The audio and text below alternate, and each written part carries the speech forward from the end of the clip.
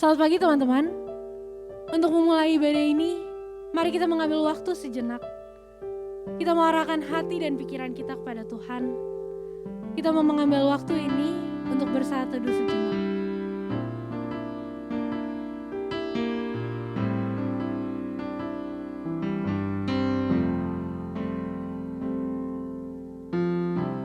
Bapakku datang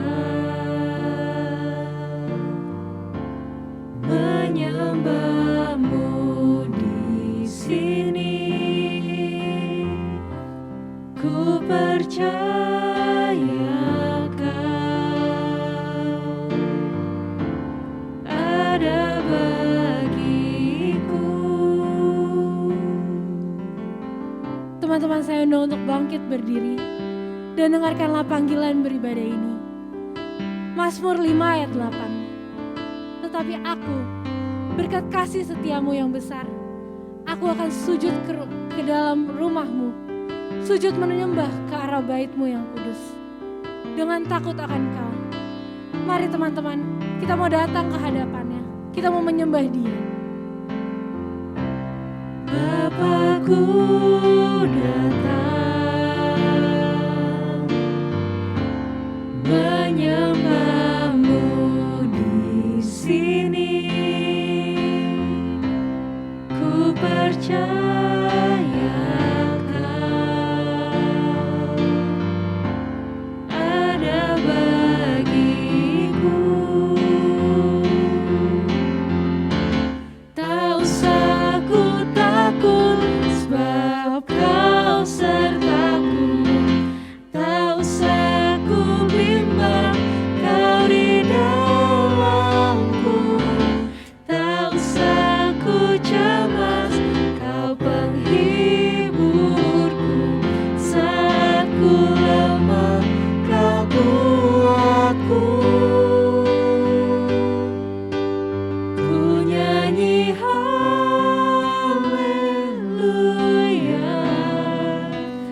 ku nyanyi haleluya.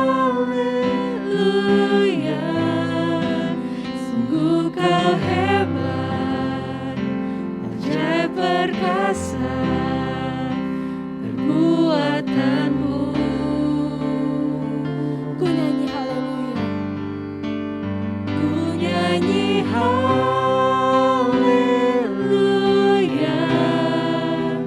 ku nyanyi haleluya.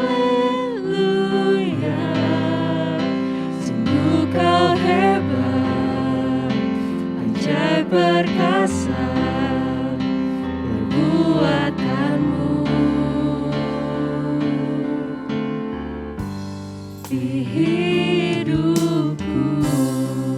Mari teman-teman, kita naikkan pujian ini sekali lagi. Bapakku datang.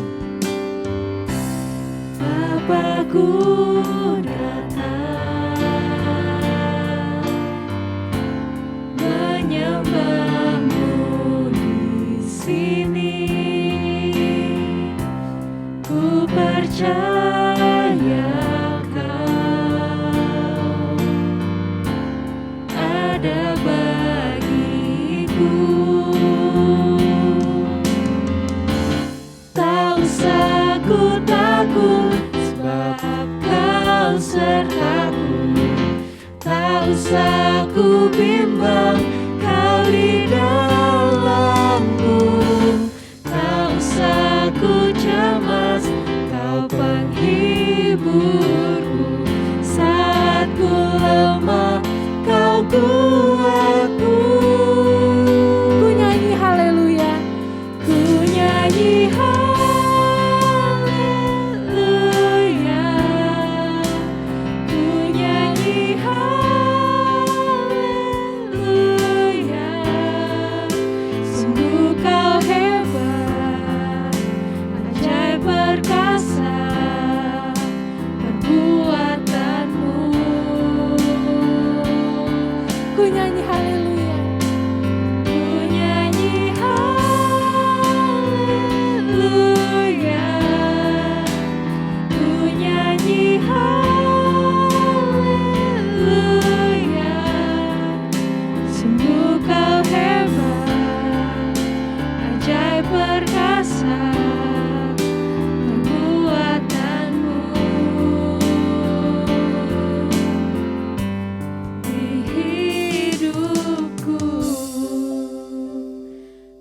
dipersilakan untuk duduk kembali.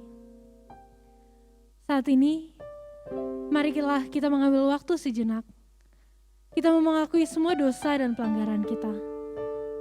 Sebab ada dikatakan dalam Yesaya 1 ayat 18. Sekalipun dosamu merah seperti kirmizi, akan menjadi putih seperti salju. Sekalipun berwarna merah seperti kain kesumba, akan menjadi putih seperti bulu domba. Oleh sebab itu teman-teman, marilah kita mengambil waktu ini untuk mengakui semua dosa dan pelanggaran kita, baik yang kita sengaja maupun tidak kita sengaja.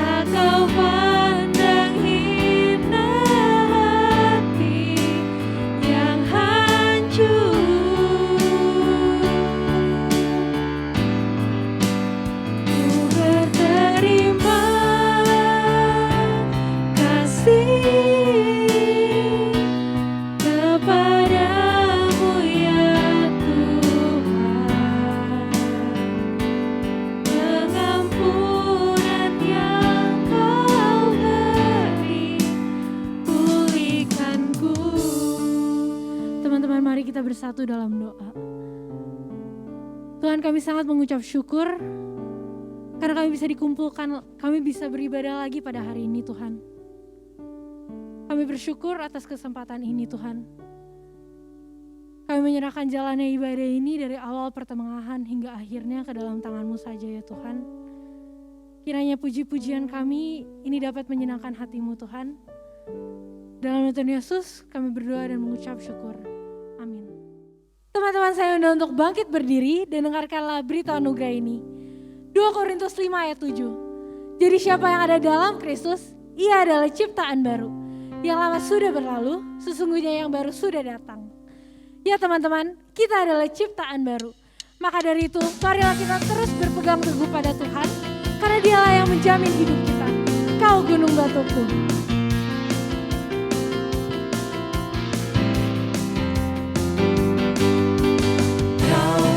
Gunung batuku dan kau, kota bentengku, tak akan ku ragu. Kau menjamin hidupku, kau keselamatanku, dan kau yang membelaku, tak akan ku takut. dalamku. Walau badai menerpa di dalam hidupku ini, namun tangan-Mu Tuhan mengangkatku tinggi. Kau Tuhan yang benar, tak pernah tinggalkan. Dahulu, sekarang, selamanya, janji-Mu tak berubah. Kau Alfa dan Omega, awal dan akhir. Semesta alam memuja Engkau Tuhan yang benar. Mari kita angkat pujian ini sekali lagi. Kau gunung batuku. Kau gunung batuku dan Kau kota bentengku, tak akan ku ragu. Kau menjamin hidupku. Kau keselamatanku dan Kau yang membelaku, tak akan ku takut. Kuasa-Mu di dalamku, walau badai menerpa di dalam hidupku ini, namun tangan-Mu Tuhan mengangkatku tinggi. Kau Tuhan yang benar, tak pernah tinggalkan. Dahulu, sekarang, selamanya, janji-Mu tak berubah. Kau Alfa dan Omega, awal dan akhir. Semesta alam memuja Engkau Tuhan yang benar. Kau Tuhan yang benar. Kau Tuhan yang benar, tak pernah tinggalkan. Dahulu, sekarang, selamanya, janji-Mu tak berubah. Kau Alfa dan Omega, awal dan akhir. Semesta alam memuja, semesta alam memuja, semesta alam memuja Engkau Tuhan yang benar. Beri kemuliaan untuk Tuhan. Untuk mempersiapkan hati kita, mari kita menyanyikan lagu Saat Ku Tak Melihat Jalan-Mu. Biar lewat lagu ini, kita bisa terus mempunyai iman kepada Tuhan, dan kita bisa terus berpegang teguh pada Tuhan. Saat Ku Tak Melihat Jalan-Mu.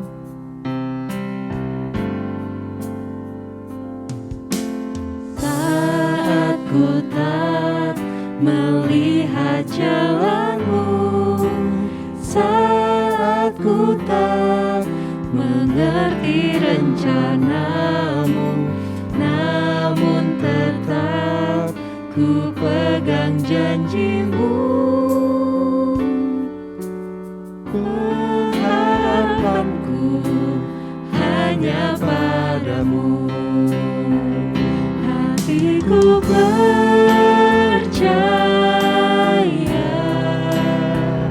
hatiku percaya, hatiku percaya, selalu ku percaya. Saat ku tak melihat jalan-Mu.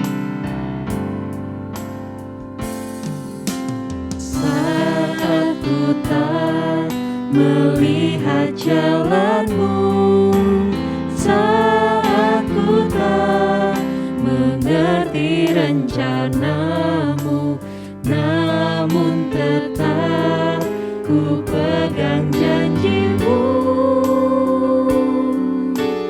Pengharapanku hanya padamu. Hatiku percaya,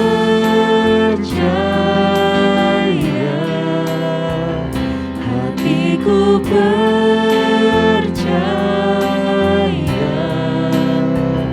hatiku percaya, selalu ku percaya. Firman Tuhan hari ini akan dibawakan oleh Cuantau Yudin. Mari kita berdoa sebelum kita mendengarkan firman Tuhan. Tuhan, kami sungguh bersyukur untuk ibadah hari ini. Kami boleh memuji Tuhan, dan saatnya Tuhan kami mau mendengarkan kebenaran firman-Mu. Kami memberikan yang terbaik dari waktu kami, hati dan pikiran kami pada kesempatan ini untuk mendengarkan apa yang Tuhan mau bicarakan kepada kami. Kami bersyukur Tuhan untuk setiap kesempatan, walaupun kami beribadah di rumah masing-masing, tapi firman-Mu tidak terbatasi oleh apapun juga, dan kami hari ini punya kesempatan untuk mendengarkannya. Berkati setiap kami, khususnya hamba-Mu yang menyampaikan firman Tuhan. Buatlah kiranya setiap kami boleh duduk diam dan tenang, dan boleh memahami apa yang Tuhan mau untuk kami pahami dan pada akhirnya kami lakukan. Pakai hamba-Mu sebagai alat Tuhan, dalam segala keterbatasan Tuhan yang pakai untuk boleh memberitakan firman-Mu dengan baik dan benar, dan jemaat Tuhan, anak-anak remaja, loji semuanya boleh mendengarkan firman Tuhan dan pada akhirnya menjadi pelaku-pelaku firman-Mu. Berfirmanlah kepada kami ya Tuhan, karena kami siap untuk mendengar. Di dalam nama Tuhan Yesus kami sudah berdoa. Amin. Nah, firman Tuhan untuk kita hari ini teman-teman sekalian terambil dari Efesus pasal yang ketiga, ayat yang ke-12 sampai dengan ayat yang ke-13. Efesus pasal 3 ayat 12 sampai dengan ayat 13 saya akan bacakan untuk kita semua. Efesus 3 ayat 12 sampai 13, di dalam Dia kita beroleh keberanian dan jalan masuk kepada Allah dengan penuh kepercayaan oleh iman kita kepadanya. Sebab itu aku minta kepadamu supaya kamu jangan tawar hati melihat kesesakanku karena kamu, karena kesesakanku itu adalah kemuliaanmu. Demikian jauh pembacaan firman Tuhan. Yang berbahagialah kita semua yang sudah membaca dan yang mau merenungkan serta melakukan firman itu di dalam kehidupan hari lepas hari. Nah, teman-teman terkasih dalam Tuhan kita Yesus, saya mau katakan satu hal, bahwa saya tinggal di pastori gereja di salah satu apartemen di Jakarta Barat. Ya, saya tinggal di salah satu apartemen daerah Jakarta Barat, dan teman-teman tentu tahu jikalau tinggal di apartemen maka setidaknya dia akan mendapatkan, orang yang tinggal di apartemen, yang berbagian di dalam apartemen itu, dia akan mendapatkan fasilitas-fasilitas yang ada di apartemen. Misalkan katakan saja jika apartemen itu punya kolam renang, maka dia bisa mendapatkan akses ke sana, ya dia bisa menikmati itu. Jikalau di sana ada tempat olahraga, maka dia juga bisa menggunakan itu. Ada gym, maka dia juga bisa menggunakan fasilitas itu. Dan satu fasilitas yang saya mau tunjukkan, bahwa saya sebagai penghuni apartemen, tentu saja saya mendapatkan fasilitas ini, yaitu mendapatkan akses untuk apa? Akses untuk bisa ya keluar masuk ya pagar di lobi ya sebelum masuk ke gedung utama, ya gedung tower utama. Saya perlu akses ini ya untuk bisa melewati pagar yang ada. Dan kedua, saya butuh akses ini untuk apa? Untuk lift ya, bisa naik dan turun ya ke tempat saya ataupun keluar dari apartemen yang ada. Ya intinya teman-teman, ketika saya sebagai bagian ya di dalam apartemen itu, ya, apartemen tersebut, ya maka secara otomatis saya akan mendapatkan fasilitas itu. Salah satunya akses, ya akses untuk bisa keluar dan masuk, akses untuk bisa menuju ke tempat saya. Kadang teman-teman saya suka perhatikan bahwa ada ya tamu ya atau saudara atau saudara-saudara atau teman-teman dari para penghuni apartemen, mereka datang, mereka mau menuju ke tempat ya saudaranya. Ya, tetapi persoalannya adalah mereka terkendala apa? Mereka terkendala dengan akses. Mereka tidak punya akses untuk bisa ke sana. Maka mereka harus menunggu ya saudaranya atau temannya harus turun dulu membawa akses ini dan bisa membawa mereka ke tempat yang mereka tuju. Ya, kadang ada yang coba untuk nyelonong masuk ya, tapi mereka juga nyelonong masuk dengan ya nebeng dengan orang-orang yang bisa membuka pintu dengan akses yang ada, tapi dengan takut-takut, dengan tidak percaya diri, dengan ragu-ragu ya, takut ketahuan oleh security dan agar bisa cepat-cepat masuk. Tapi intinya teman-teman, jikalau orang itu punya akses ya orang itu sebagai penghuni di sana, maka otomatis dia akan punya akses dan dia bisa menikmati berbagai fasilitas lain yang ada ya sebagai sebuah hak ya yang patut ia dapatkan. Nah, teman-teman terkasih, kenapa saya memakai cerita ini, pendahuluan dari ilustrasi ini teman-teman, karena saya mau mengajak kita untuk melihat bahwa sebenarnya persoalan yang sedang dihadapi oleh gereja mula-mula pada saat itu adalah berbicara tentang siapa sih yang harusnya layak mendapatkan akses untuk datang di hadapan Allah. Ya, apakah saya layak, ya? Apakah saya dapat punya akses untuk datang di hadapan Allah? Apakah saya layak datang di hadapan Allah? Jikalau saya layak, bagaimana caranya? Aksesnya itu bagaimana supaya saya bisa datang di hadapan Allah? Inilah pergumulan yang sebenarnya sudah dimulai dari gereja pada awal-awal kekristenan, teman-teman. Ya, gereja awal-awal Kristen mereka bergumul tentang hal ini, khususnya jemaat-jemaat, ya, orang-orang Kristen non-Yahudi. Jemaat-jemaat orang Kristen non-Yahudi mereka cukup bergumul dengan hal ini. Ya, apakah saya cukup layak datang di hadapan Allah? Apakah saya bisa punya akses untuk datang di hadapan Allah? Apakah saya bisa berbagian sebagai komunitas umat Allah? Nah, pergumulan ini lahir, teman-teman, karena pada saat itu begitu kuatnya pengaruh dari ajaran agama Yahudi. Maka tidak heran bahkan orang-orang Kristen Yahudi sekalipun mereka menekankan tentang bagaimana agar seseorang itu bisa dapat layak datang di hadapan Allah. Dengan cara apa? Dengan cara harus taat tunduk kepada hukum Taurat. Harus taat dan tunduk kepada hukum Taurat. Dan ini sangat mempengaruhi kehidupan orang-orang Kristen non-Yahudi pada saat itu. Dan orang-orang Kristen Yahudi dan orang-orang Yahudi pada umumnya beranggapan bahwa mereka adalah orang-orang yang sebenarnya paling layak untuk apa? Paling layak untuk datang di hadapan Allah. Mereka adalah orang-orang yang sudah punya akses untuk apa? Untuk datang di hadapan Allah. Karena apa? Karena mereka adalah bagian dari umat Allah, orang Yahudi, bagian dari orang Israel itu sendiri, dan mereka sudah punya hukum Taurat dengan segala ketentuannya. Otomatis dengan sendirinya mereka bisa datang di hadapan Allah. Nah, teman-teman yang terkasih, saya menemukan, ya, ada sebuah literatur rabbinik. Ya, saya membaca buku dan saya menemukan sebuah literatur rabbinik mencatat setidaknya ada 5 level. 5 level jikalau orang-orang non-Yahudi itu bisa dikatakan sampai pada titik di mana mereka itu juga bisa dikatakan berbagian sebagai umat Allah dan bisa layak datang di hadapan Allah, atau setidaknya mereka bisa menikmati apa yang bisa dinikmati dari komunitas umat Allah itu. Walaupun tidak secara sepenuhnya mereka bisa datang di hadapan Allah, tapi mereka bisa menikmati dari hal-hal yang kecil. Tapi jikalau mereka mau, maka mereka bisa menikmati sepenuhnya, bisa mendapatkan akses datang di hadapan Allah, dan bisa dikatakan sebagai bagian dari umat Allah. Nah, 5 level dari literatur rabbinik itu dicatat seperti ini. Yang pertama, orang-orang non-Yahudi, ya, orang-orang non-Yahudi bisa ikut melakukan beberapa kegiatan agama Yahudi, ya, kegiatan agamawi Yahudi dalam perayaan-perayaan tertentu. Orang-orang non-Yahudi itu bisa terlibat di sana, mereka bisa membantu dan terlibat di sana, ya. Dan mereka dengan membantu dan terlibat, maka secara tidak langsung, ya, mereka bisa menikmati berbagian dalam komunitas itu. Walaupun tidak seutuhnya dalam komunitas itu, tapi mereka bisa merasakan, bisa terhubung sedikit dengan orang-orang yang dikatakan sebagai berbagian komunitas umat Allah. Nah, itu level yang pertama, yang paling jauh, level yang paling rendah. Level yang kedua adalah orang-orang non-Yahudi itu, ya, bisa mendapat bagian di sana ketika apa? Ketika mereka juga ikut mendukung agama Yahudi, ya, ikut mendukung agama Yahudi, khususnya ikut menyumbang di dalam pembangunan sinagog. Ya, sinagog adalah tempat ibadah orang Yahudi. Tempat ibadah orang Yahudi yang utama adalah Bait Allah.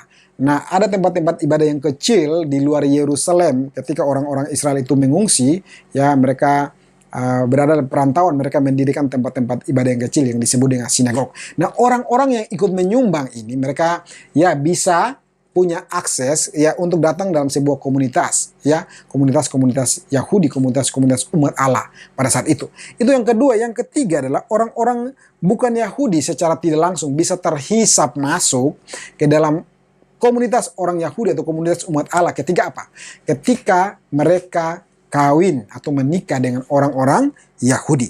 Jika mereka menikah dengan orang-orang Yahudi, otomatis mereka akan terhisap masuk ke dalam komunitas Yahudi, dan itu juga berarti bahwa mereka terhisap masuk ke dalam komunitas umat Allah. Mereka bisa datang ke hadapan umat Allah.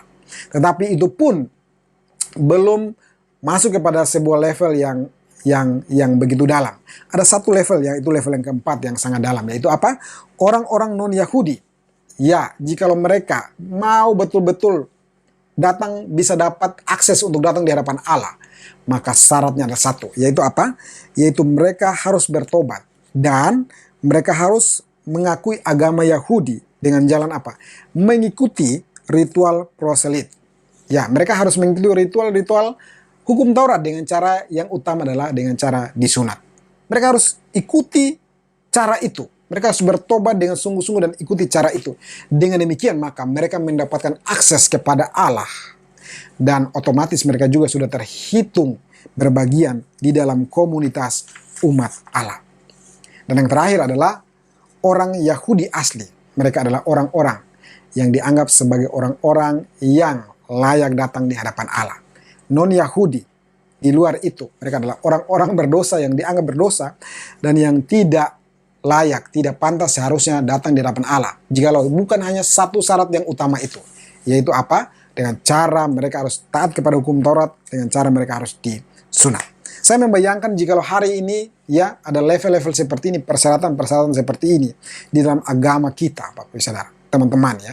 Sulit mungkin bagi kita menemukan hari ini ada orang-orang yang betul-betul bisa datang dan berkenan di hadapan Allah. Sulit kita menemukan orang-orang tersebut. Kita mungkin punya kerinduan untuk datang di hadapan Allah, tapi sebataslah kerinduan. Karena apa? Karena kita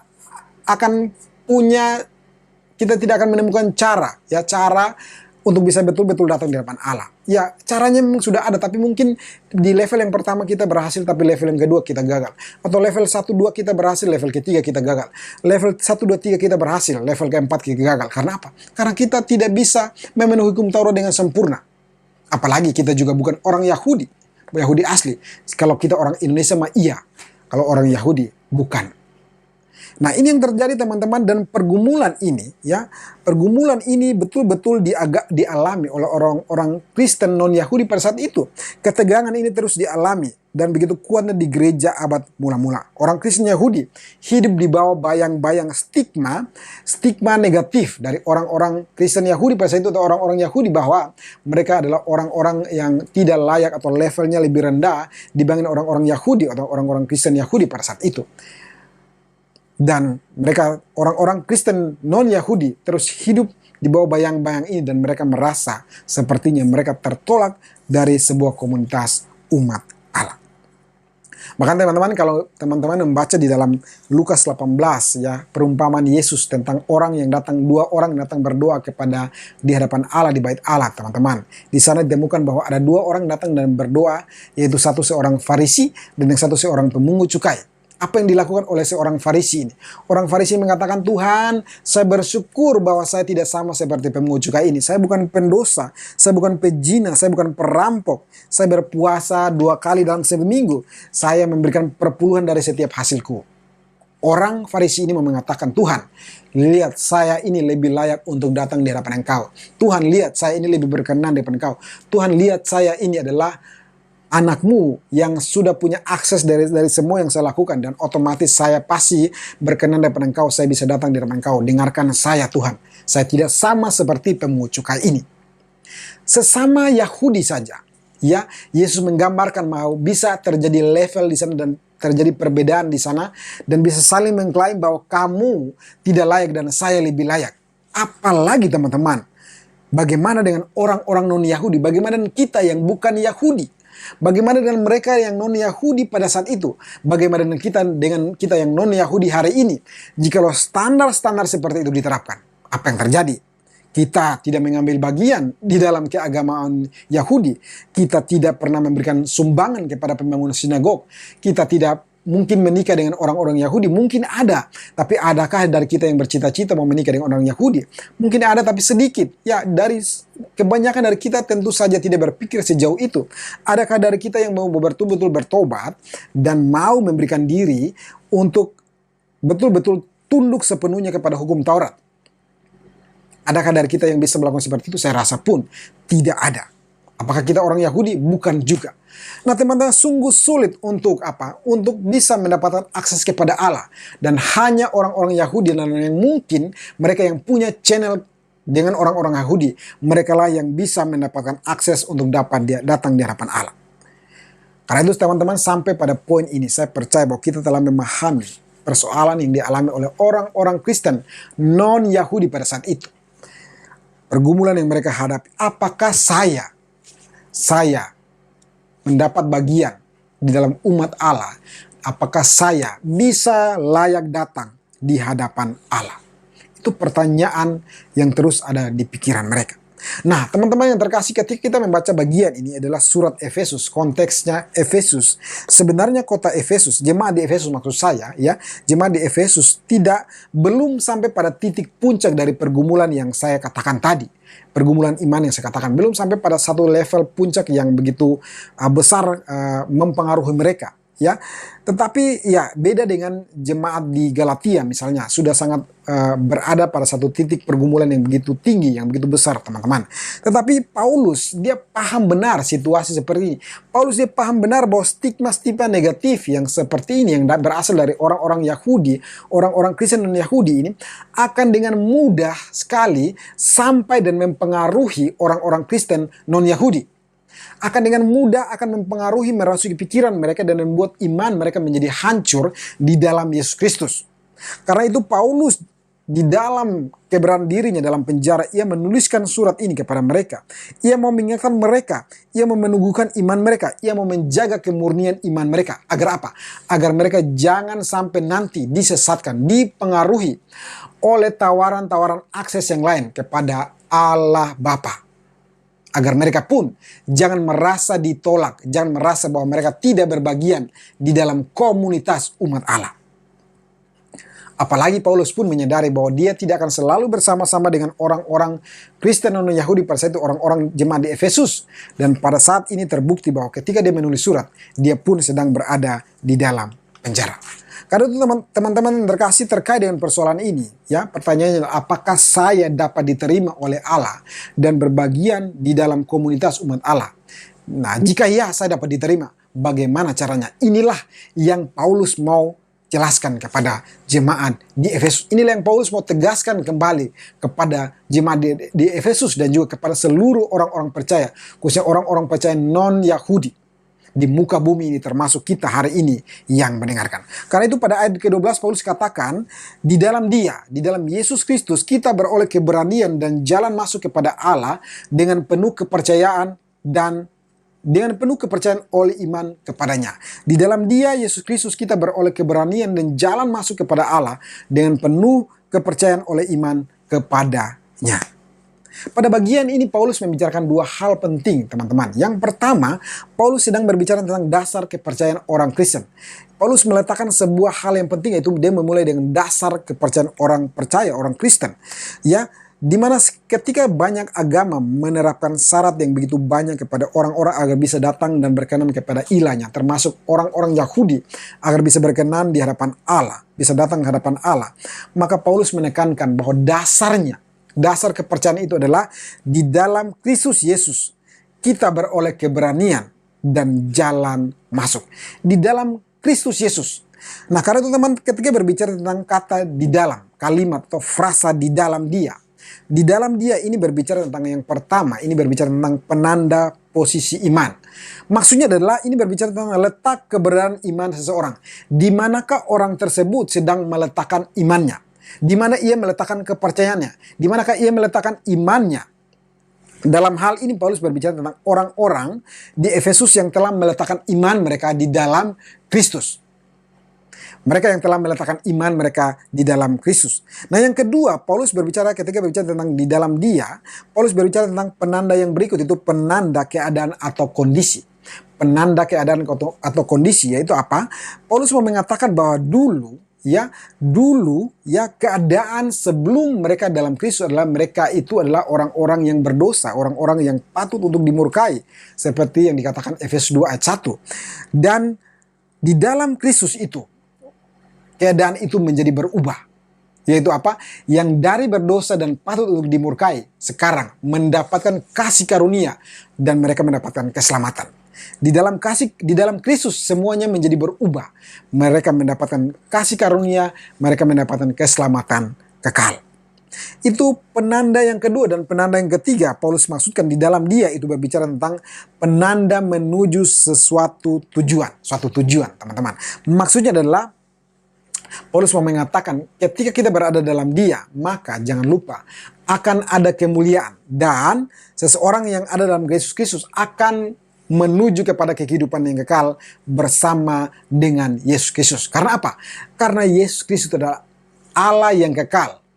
Maka di dalam Allah yang kekal itulah hidup ini sedang berjalan menuju sebuah tujuan, yaitu kehidupan kekal di dalam kerajaan surga. Karena kita, orang-orang Yahudi itu berada di dalam Yesus yang adalah Allah yang kekal itu. Maka dengan otomatis mereka pun sedang berjalan kepada tujuan itu. Tujuan kehidupan yang kekal itu. Nah, teman-teman, dengan posisi dan keadaan seperti inilah, yaitu berada di dalam Yesus Kristus, maka Paulus melanjutkan perkataannya, kita beroleh keberanian dan jalan masuk. Kita beroleh keberanian dan jalan masuk.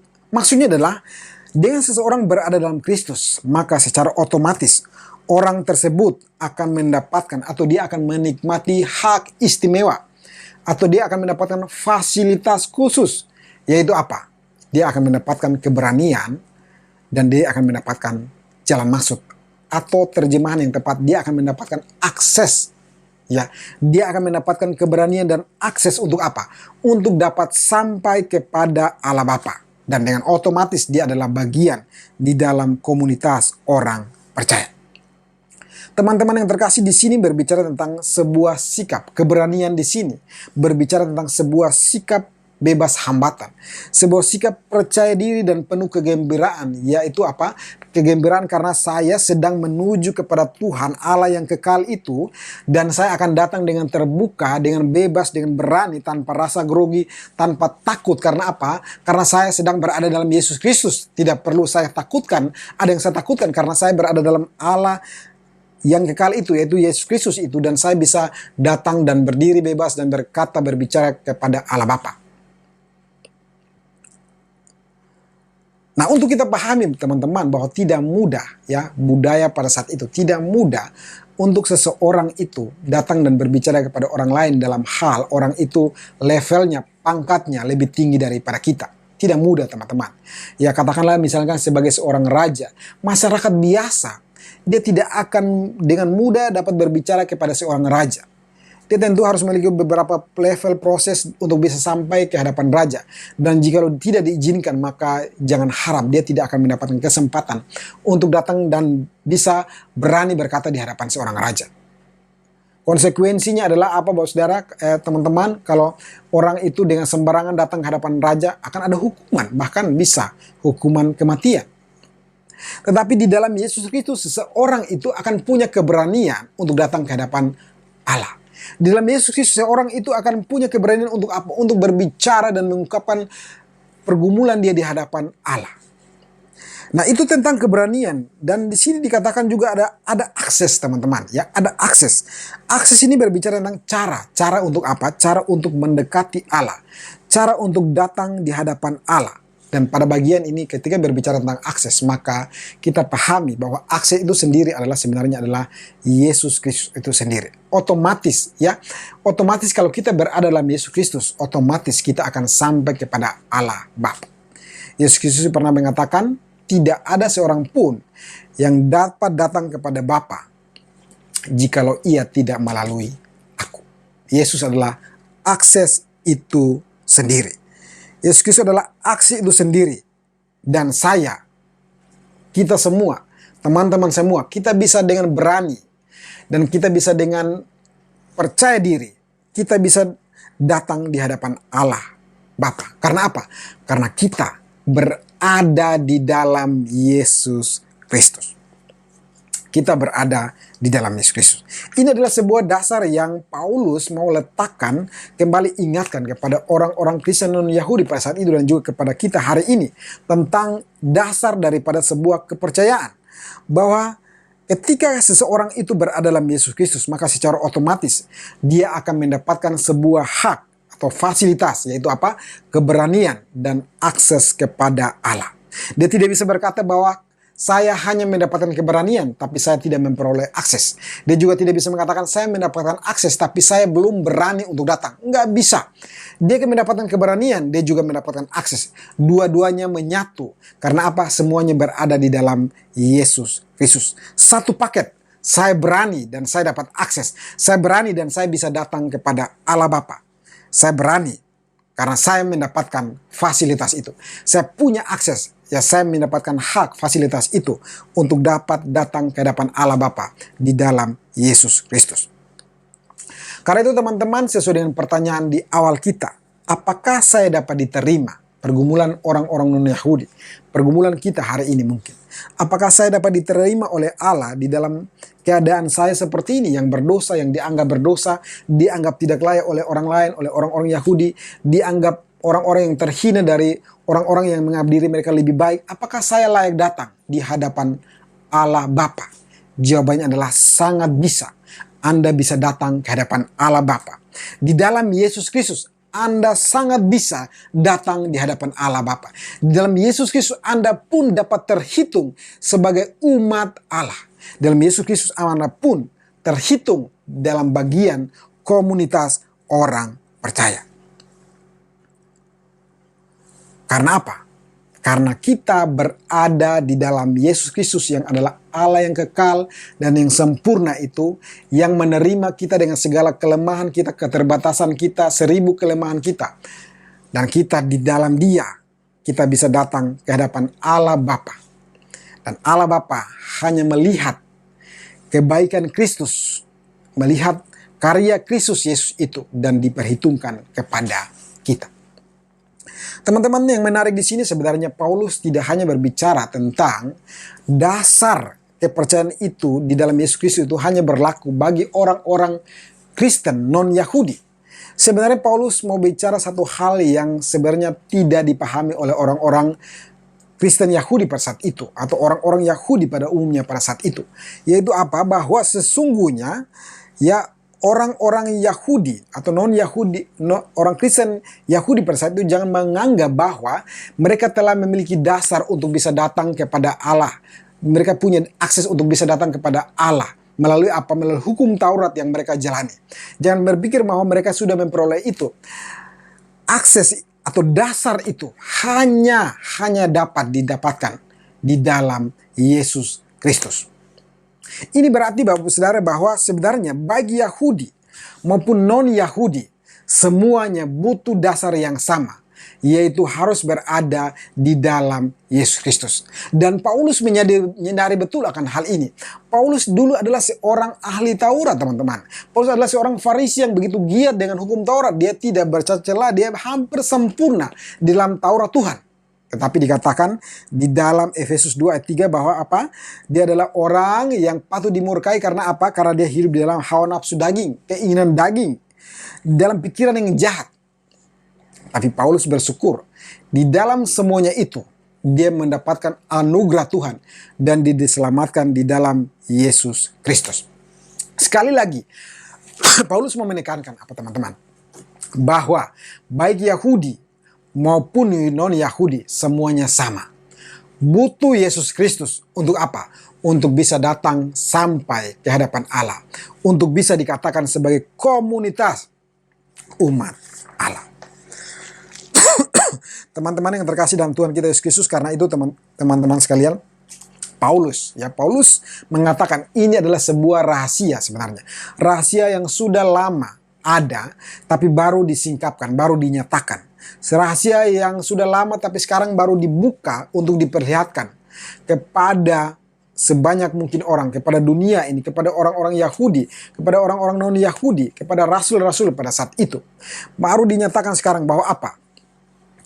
Bahwa orang-orang non-Yahudi, orang-orang bukan Yahudi, mereka pun apa? Menjadi ahli-ahli waris dan anggota-anggota tubuh, peserta dalam janji yang diberikan dalam Yesus Kristus. Efesus 3 ayat yang ke-6. Bahwa orang-orang non-Yahudi pun itu termasuk di dalam ahli-ahli waris kerajaan Allah. Hal ini adalah sebuah rahasia yang saat ini baru dinyatakan.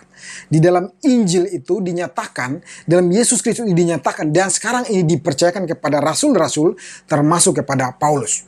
Karena itu dikatakan di ayat ketiga, ayat 4, ayat 9, sebagai sebuah rahasia yang sekarang ini disingkapkan, dinyatakan. Dan apa yang rahasia itu sekarang dibukakan agar mereka melihat, orang-orang melihat, orang-orang non-Yahudi itu melihat bahwa benar, dari dulunya, sebelum Yahudi itu ada, sebelum Taurat itu ada, sebelum Israel itu ada, sebelum dunia diciptakan, sebelum manusia itu ada, sebelum firman Tuhan itu diberitakan, Allah telah merancang sesuatu hal yang luar biasa. Allah telah merancang sesuatu hal yang luar biasa kepada seluruh manusia yang dia tahu akan jatuh dalam dosa. Bahwa ada orang-orang non-Yahudi yang juga akan turut mendapat bagian sebagai ahli-ahli waris dan anggota-anggota tubuh peserta dalam janji. Mereka pun akan diselamatkan. Saya memberikan contoh seperti gambaran, ya, ilustrasi yang bisa menolong kita untuk bisa memahami poin ini, teman-teman. Ya, saya katakan seperti pasangan suami istri, ya, pasangan suami istri yang punya 2 orang anak, ya. Ketika mereka berjanji hanya memiliki 2 orang anak saja cukup, keluarga berencana rupanya, ya. Punya 2 orang anak saja cukup, ya. Mereka tidak mau lebih, mereka memprogram seperti itu. Nah, ketika lahir anak pertama, si sulung, ada jeda yang begitu jauh sekali, ya, sekitar 20 tahun barulah lahir anak yang bungsu. Si sulung dan si bungsu jaraknya begitu jauh, 20 tahun. Ya. Ketika lahir si bungsu, ya, dengan jarak 20 tahun, maka pertanyaannya, apakah ketika si sulung ini melihat si bungsu yang baru lahir 20 tahun, jaraknya usia dengan dia, pertanyaannya, apakah si sulung ini akan berkata, "Hai kamu, karena kamu jaraknya 20 tahun, maka saya tidak mau menganggap kamu sebagai adik saya." Atau dia akan berkata kepada papa mamanya, "Papa mama, karena jaraknya begitu jauh dengan si sulung, si bungsu, ya, saya tidak mau menerima dia sebagai adik saya, atau janganlah anggap dia sebagai adik saya." Apakah hal ini akan terjadi? Atau dia berkata, "Karena jaraknya begitu jauh, maka janganlah berikan warisan ini kepada dia." Apakah hal itu bisa terjadi? Saya percaya tidak. Ya, mau jarak yang jauh ataupun persoalan-persoalan terjadi seperti apapun di antara si bungsu dan si sulung ini, kedua anak ini adalah anak dari kedua orang tua yang ada, yang telah diprogramkan, yang telah direncanakan jauh sebelum si sulung hadir dan si bungsu hadir. Nah, gambaran ini saya mau memakainya, ya, mau katakan dalam tanda kutip, Israel itu adalah anak sulung dan non-Yahudi itu adalah anak bungsu, anak yang kedua. Ya, Israel ini persoalannya adalah tidak mau menerima si bungsu itu, yang kedua itu, dengan alasan-alasan tertentu yang dia miliki. Dia merasa bahwa dia adalah satu-satunya anak yang pantas untuk mendapatkan ahli waris. Tapi di luar itu, sebelumnya orang tuanya telah merancang bahwa mereka akan punya 2 anak, yaitu anak pertama dan anak yang kedua. Dan dua-duanya pantas, layak untuk mendapatkan hak warisan dari kedua orang tuanya. Persoalannya sekali lagi bahwa Israel ini sebenarnya tidak mau menerima, tidak mau merelakan warisan janji itu kepada anak yang kedua. Persoalannya adalah Israel ini tidak mau merelakan warisan itu kepada non-Yahudi. Mereka selalu melihat non-Yahudi itu sebagai orang berdosa. Tapi sekali lagi sudah sangat jelas bahwa Allah dalam kekekalan telah merancang itu, dan orang-orang non-Yahudi pun, ya, non-Yahudi pun di dalam Yesus Kristus mendapatkan bagian yang sejajar, yang sama seperti orang-orang Yahudi pada saat itu. Nah, teman-teman yang terkasih dalam Tuhan Yesus, pertanyaannya, jikalau persoalan Yahudi adalah mereka itu sulit untuk merelakan warisan itu kepada anak yang kedua, maka itu persoalan mereka. Tapi persoalan kita adalah, apakah kita hari ini non-Yahudi betul-betul sudah sungguh-sungguh percaya kepada Yesus Kristus? Betulkah kita sudah sungguh-sungguh beriman kepada Yesus Kristus? Semua telah disiapkan, semua telah disediakan, dasarnya sudah jelas, sudah ada. Tapi pertanyaannya adalah, apakah saya betul-betul telah percaya kepada Yesus Kristus? Inilah pertanyaan yang menolong kita untuk masuk kepada poin kedua, teman-teman. Ya, karena itu Paulus melanjutkan poin yang keduanya setelah ia meletakkan dasar. Ia menekankan hal yang lain bahwa setelah dasar itu telah ada, maka jangan lupa poin kedua bahwa apa dikatakan ayat yang ke-12, di dalam Dia kita beroleh keberanian dan jalan masuk kepada Allah dengan apa? Penuh kepercayaan oleh iman kepadanya. Paulus menekankan di sini bahwa apa? Kita butuh yang namanya iman untuk memperoleh semuanya itu. Semua telah disiapkan, tapi butuh yang namanya iman. Ini berarti bahwa seseorang itu untuk menikmati akses itu, menikmati semuanya, dia butuh untuk apa? Untuk betul-betul percaya kepada Yesus Kristus. Dia butuh untuk apa? Untuk betul-betul bergantung kepada Yesus Kristus. Dia harus betul-betul menyadari bahwa dia adalah orang berdosa yang patut untuk dimurkai, dan dia mendapatkan keselamatan itu, pengampunan itu hanya di dalam karya Tuhan Yesus Kristus. Itu berarti bahwa dia memutuskan untuk betul-betul percaya kepada Tuhan Yesus Kristus. Di dalam Yesus Kristus yang sempurna itu, yang adalah Allah yang kekal, itulah dia mendapatkan bagian, mendapatkan akses itu untuk bisa datang dan layak di hadapan Allah. Nah, selain iman, Paulus juga berbicara tentang keyakinan, teman-teman. Ya, LAI menerjemahkan kepercayaan, lebih tepatnya diterjemahkan keyakinan. Maksudnya apa? Keyakinan. Melalui keyakinan maksudnya Paulus adalah di dalam setiap keadaan, ketika seorang telah beriman, ketika kita telah beriman kepada Allah, kepada Yesus Kristus, di dalam setiap keadaan yang sulit seperti hari ini, saat-saat seperti kita begitu merasakan kesulitan, kita mendapatkan begitu tantangan, ya persoalan silih berganti datang dan sepertinya menyerang iman kita. Jangan lupa ya bahwa apa? Kita harus tetap yakin bahwa apa yang telah kita percayai itu, apa yang telah kita imani itu bukanlah sebuah keputusan yang salah. Apa yang telah kita imani itu adalah benar adanya dan sedang memimpin kita kepada kehidupan yang kekal. Kita tidak pernah akan tersesat di jalan karena kita sedang berada di dalam Yesus, dan Yesus sedang berjalan bersama kita menuju kepada kekekalan. Kita harus yakin di dalam iman kita adalah sesuatu yang benar dan menolong kita untuk apa? Untuk tetap bertahan di dalam pergumulan iman kita. Kita harus yakin bahwa Yesus Kristus ada bersama dengan kita dan Dia tidak akan membiarkan kita berjalan seorang diri. Dia akan selalu ada dan menolong kita, membantu kita, menolong kita, dan Dia akan menyatakan tanda-tandanya, karya-karyanya, berkat-berkatnya yang selalu meyakinkan kita, semakin meyakinkan kita bahwa kita tidak pernah salah di dalam iman kita kepada Yesus Kristus. Karena itu Paulus mengatakan, yakinlah melalui keyakinan kita di dalam iman yang telah dipercayakan, ya, melalui iman kita di dalam Yesus Kristus. Karena itu Paulus katakan, dengan keyakinan oleh iman kepada Dia. Nah, teman-teman yang terkasih, di bagian penutup dari khotbah saya ini, saya mau berkata seperti ini. Teman-teman, ketika berbicara tentang iman dan keyakinan untuk dapat datang di hadapan Allah, iman dan keyakinan untuk dapat datang di hadapan Allah, pertanyaannya adalah begini, teman-teman. Apakah yang paling nyata, yang dapat terlihat bahwa seseorang itu telah percaya kepada Yesus Kristus dan bisa datang di hadapan Allah? Apakah buktinya? Bukti yang setidaknya bisa terlihat, teman-teman. Karena berbicara tentang iman dan keyakinan untuk dapat datang di hadapan Allah, itu kita selalu berpikir nanti. Tetapi jangan lupa, sekarang ini kita masih hidup di dunia. Apa bukti nyatanya, teman-teman? Saya percaya bahwa tidak ada bukti nyata yang bisa kita lihat selain apa? Selain kita menunjukkan itu melalui ibadah. Bukti nyata yang bisa terlihat adalah ibadah. Ibadah itu yang pertama, teman-teman. Ya, ibadah itu. Ingat, ibadah itu adalah sebuah undangan dari Tuhan. Ibadah itu berbicara tentang panggilan Tuhan, ajakan Tuhan. Dan Tuhan sedang mengajak kita, membawa kita untuk apa? Untuk datang di hadapan Allah. Iman itu adalah ajakan inisiatif dari Yesus Kristus, bukan inisiatif kita. Untuk apa? Agar kita bisa datang di hadapan Allah Bapa. Itu bukti nyata yang dapat terlihat, teman-teman. Ya, bahwa ibadah itu adalah bukti nyata di mana seseorang berada dalam Yesus Kristus, dan di dalam Yesus Kristus adalah ia bisa datang dan berkenan beribadah kepada Allah. Dengan kata lain, tanpa Yesus Kristus tidak ada ibadah. Tanpa inisiatif panggilan dari Tuhan tidak ada ibadah. Kadang teman-teman, apalagi di masa pandemi ini, ibadah online yang begitu mudah kita akses di mana-mana. ya. Dan kita bisa menjumpai di mana-mana. Jika kita tidak suka yang satu, kita bisa pindah ke yang lain. Jika ini membosankan, kita bisa pilih yang lain, kita ganti yang lain. Kadang kita berpikir bahwa ibadah itu karena kita. Ibadah itu karena saya mau dan saya tidak mau. Ibadah itu karena saya.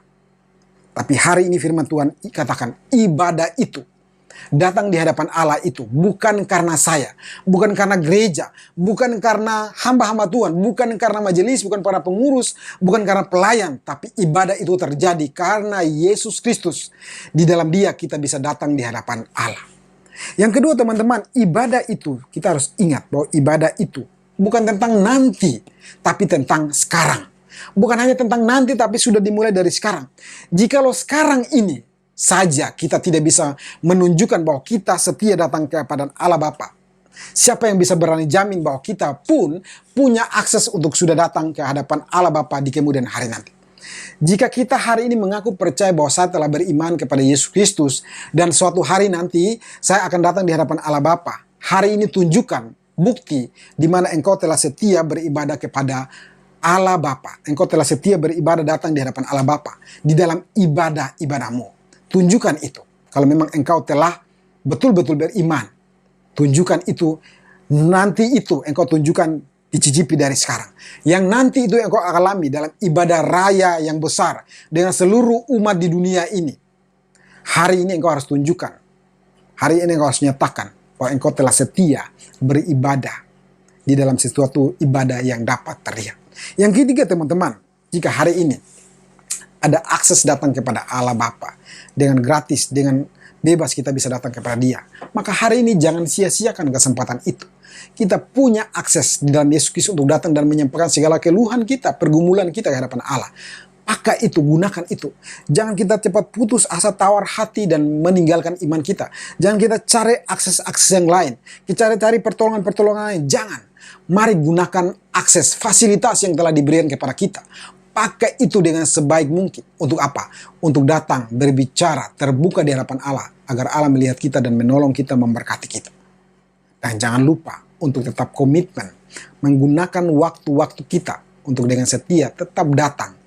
Stabil datang di hadapan Allah. Menggunakan waktu kita yang telah disepakati, ditentukan. Untuk tetap datang dan beribadah di hadapan Allah.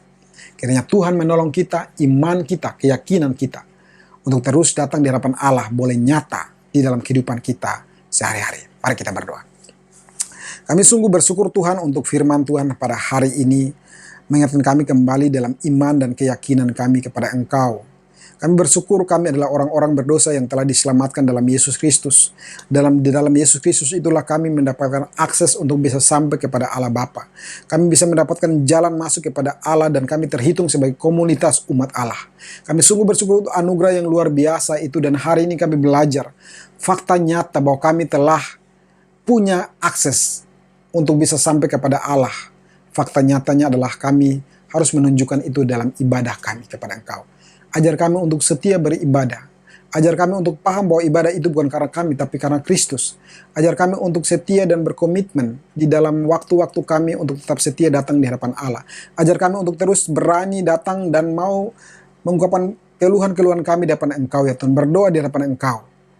Kami tidak mau sia-siakan kesempatan, akses yang ada. Kami menggunakan fasilitas yang ada untuk beribadah kepada Tuhan.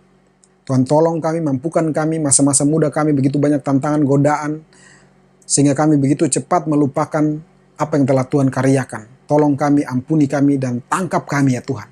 Bawa kami untuk tetap setia beribadah kepada Engkau. Terpujilah Engkau Tuhan untuk firman-Mu pada hari ini, dalam nama Yesus kami sudah berdoa. Amin. Terima kasih Contoh Yudin atas pemberitaan firman-Nya. Kiranya Tuhan memberkati Contoh Yudin dan keluarga. Saat ini marilah kita memberikan persembahan kita. Persembahan dapat dilakukan dengan meng-scan QR Code yang tertera, atau bisa dengan transfer ke nomor rekening, atau bisa juga dititipkan ke orang tua kita. Mari kita berdoa. Tuhan, kami bersyukur untuk setiap pernyataan Tuhan, juga berkat yang Tuhan sudah beri kepada kami. Tuhan, saat ini kami mau persembahan sebagai rasa ungkapan syukur kami kepada Tuhan. Biarlah persembahan kami ini boleh berkenan di hadapan Tuhan, dan persembahan ini juga boleh dipakai untuk kemuliaan nama Tuhan. Hanya di dalam nama Tuhan Yesus kami telah berdoa dan mengucap syukur. Amin. Nah teman-teman, mau ingetin kalau di setiap Sabtu, di minggu pertama dan ketiga, kita ada Dig and Pray, dan di setiap minggu keempat kita ada persekutuan. Nah minggu depan kita bakal ada Dig and Pray, jadi mengundang setiap teman-teman untuk boleh sama-sama ikut. Nah jangan lupa juga ya untuk meng-scan QR Code yang tertera. Saat ini kita mau mendoakan satu pokok doa. Kita mau berdoa untuk setiap pelayan yang ada di gereja kita. Kita mau berdoa supaya kiranya setiap pelayan ini bisa melayani dengan sepenuh hati dan dengan benar. Mari kita berdoa. Bapa, Tuhan, saat terima ini kasih karena kami kami bersatu bisa hati, diberi kami kesempatan mau lagi untuk berdoa boleh untuk melayani. para setiap pelayan Tuhan, Tuhan kami yang ada di berdoa gereja agar kami. kiranya kami bisa Tuhan, Kau diberikan yang tahu terus setiap pergumulan mereka, tujuan setiap yang benar masalah dalam mereka dalam melayani melayani Tuhan. dan Tetapi biarlah Tuhan apa yang yang terus kami selalu lakukan itu hanya menyertai, untuk kemuliaan mendorong, nama-Mu saja. membimbing pelayanan mereka sehingga mereka juga boleh tetap setia Tuhan dan Yesus, boleh kami bersyukur. melayani Tuhan sampai akhir. Amin. Mari kita mengaku iman kita dengan pengakuan iman rasuli. Aku percaya kepada Allah, Bapa yang Maha Kuasa, Khalik langit dan bumi, dan kepada Yesus Kristus, anaknya yang tunggal Tuhan kita, yang dikandung dari Roh Kudus, lahir dari anak darah Maria, yang menderita sengsara di bawah pemerintahan Pontius Pilatus, disalibkan, mati dan dikuburkan, turun ke dalam kerajaan maut, pada hari yang ketiga bangkit pula dari antara orang mati, naik ke surga, duduk sebelah kanan Allah, Bapa yang Maha Kuasa, dan dari sana ia akan datang untuk menghakimi orang yang hidup dan yang mati. Aku percaya kepada Roh Kudus, gereja yang kudus dan am, persekutuan orang kudus, pengampunan dosa, kebangkitan tubuh dan hidup yang kekal. Amin. Roma 11 ayat 36, sebab segala sesuatu adalah dari Dia, oleh Dia, dan kepada Dia. Bagi Dialah kemuliaan sampai selama-lamanya. Mari kita kembalikan segala puji, hormat, dan syukur kita kepada Tuhan. Mulia-mulia bagi anak domba.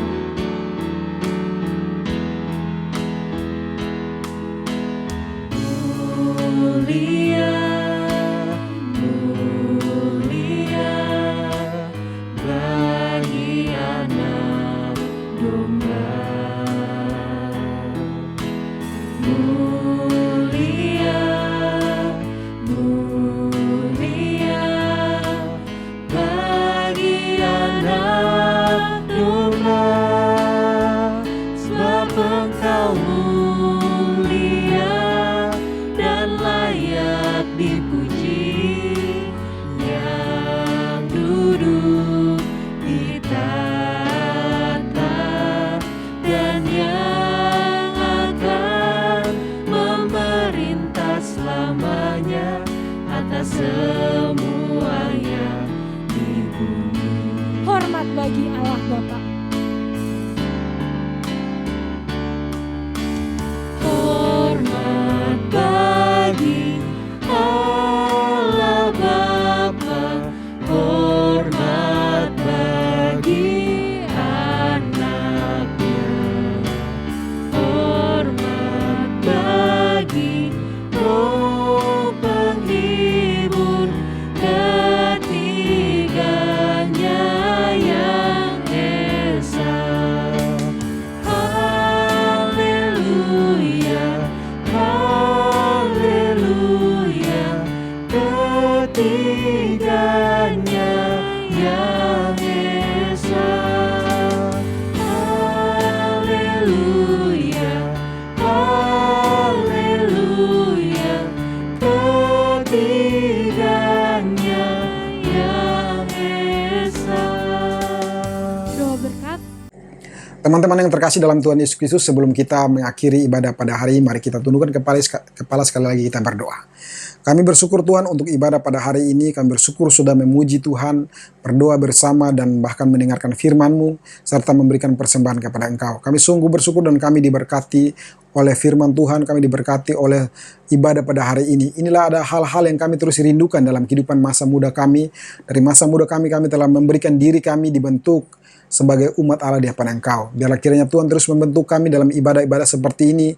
Apa yang harus kami perbaiki, apa yang harus serahkan untuk diproses Tuhan, terus kiranya menolong kami, membaharui kami ya Tuhan. Kami bersyukur untuk pembinaan Tuhan dalam ibadah hari ini, dan kami akan mengakhirinya dan memohonkan berkat daripada Tuhan. Kasih daripada Allah Bapa yang berlimpah-limpah, dan kasih daripada Allah Anak yaitu Yesus Kristus yang tidak pernah gagal dalam kehidupan orang-orang percaya.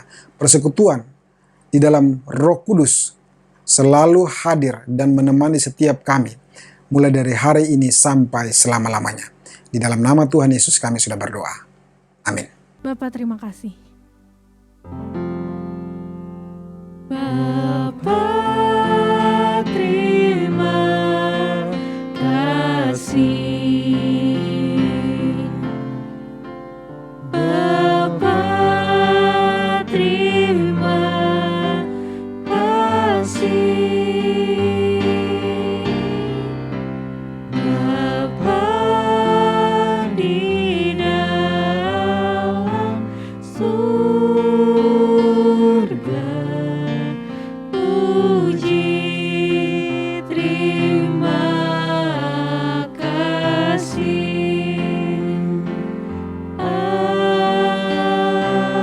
Amin.